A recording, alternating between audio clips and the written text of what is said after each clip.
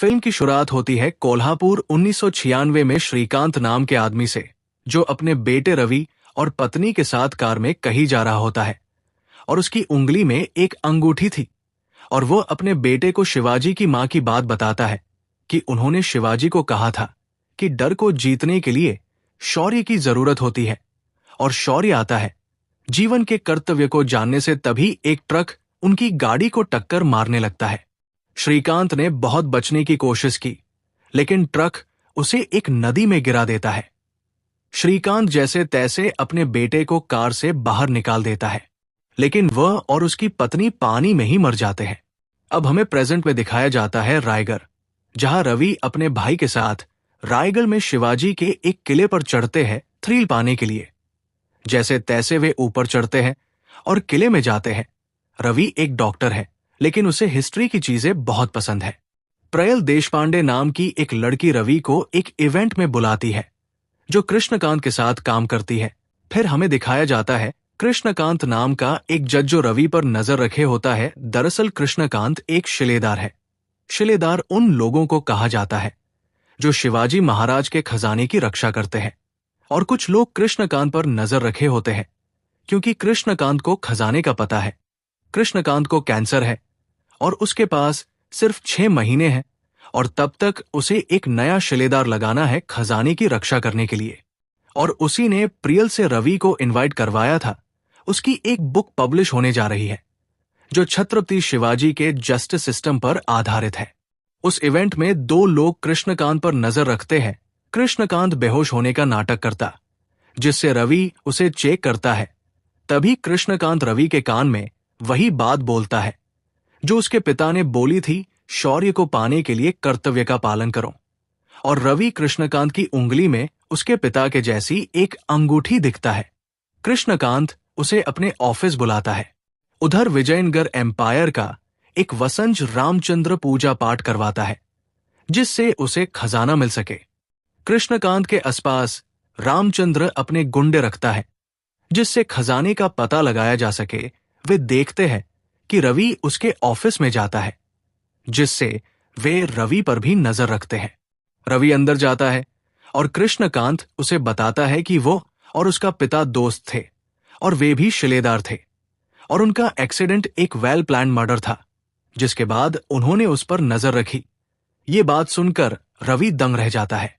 तभी वे गुंडे ऑफिस के अंदर आते हैं कमरे में कुछ ठीक करने के बहाने से। तो कृष्णकांत रवि को एक बुक देकर जाने को कहता है। रवि को समझ में नहीं आ रहा होता है कि चल क्या रहा है। रवि घर आ जाता है और सो जाता है। सुबह उसके घर पुलिस आ जाती है और उससे पूछता है कि उसने कल शाम को बिरयानी खाई थी। तो वो हाँ कहता है।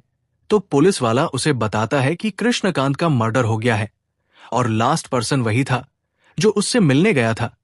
ये सुनकर उसके होश उड़ जाते हैं। पुलिस वाला उसे एक सीसीटीवी फुटेज दिखाता है, जिसमें 8 बजे उसके अंदर जाने और 9 बजे उसके बाहर जाने का वीडियो होता है।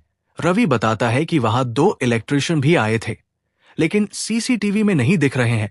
तभी वहां प्रियल आ जाती है और उन्हें बाहर ले जाती है, क्योंकि वह एक लॉयर है।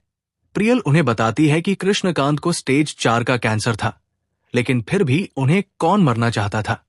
वे एक मैसेज को देखते हैं जो कृष्णकांत ने रवि को भेजा था, जिसमें एक कोडवर्ड था जिसका मतलब चैम्बर से था। वे उनके चैम्बर में जाने की सोचते हैं, क्योंकि उनकी मौत का सबूत भी वही मिलेगा। रामचंद्र अपने आदमी पर कृष्णकांत को मारने के लिए डांटता है और अब उसे रवि पर नजर रखने के लिए कहता है। अगले दिन रवि प्रियल के साथ चैम्बर में जाते हैं और अशोक स्तंभ को देखते हैं और उसमें उन्हें एक चीज मिलती है। तभी वो पुलिस आ जाती है और फिर रवि और प्रियल खिड़की से कूदकर भाग जाते हैं और उन्हें पुलिस वाले देख लेते हैं। रवि एक ढाबे पर रुकते हैं जहां वे उसी चीज को देखते हैं, जिसके साथ एक ब्लैंक पेपर भी था।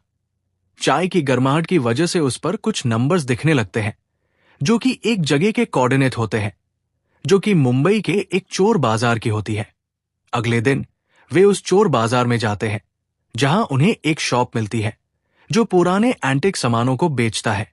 वो उन्हें अंदर बुलाता है, लेकिन तभी रामचंद्र के गुंडे उन्हें देख लेते हैं और उनके ओछे पड़ जाते हैं।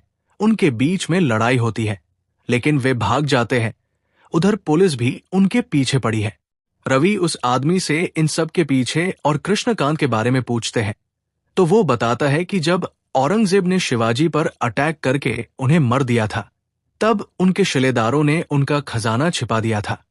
तब से पीढ़ी दर पीढ़ी शिलेदार उस तजानी की रक्षा करते आ रहे हैं।